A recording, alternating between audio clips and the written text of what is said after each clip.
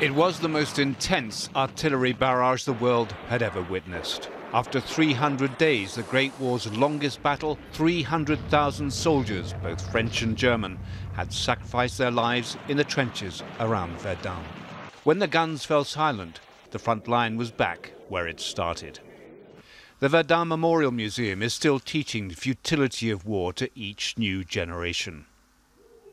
The displays are graphic and sobering, but as world leaders gather in Paris to mark the 100th anniversary of the Great War's end, has anything really changed?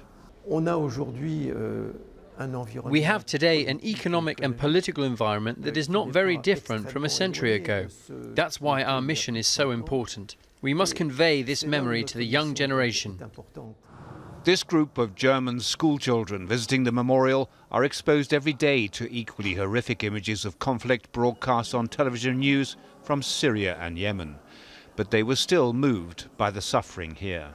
No one should have to die for this.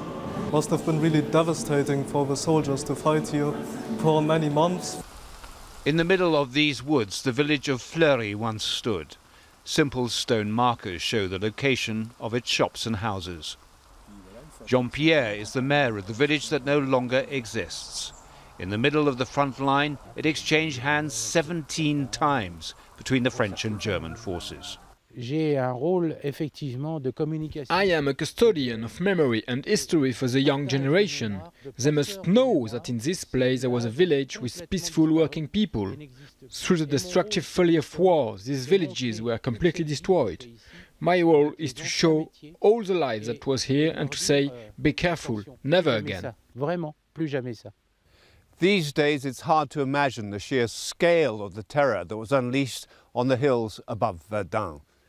But the last entry in a war diary by a French soldier gives you some impression. He wrote, "They're crazy to do what they're doing now. What a bloodbath. What horrible sights, what a slaughter.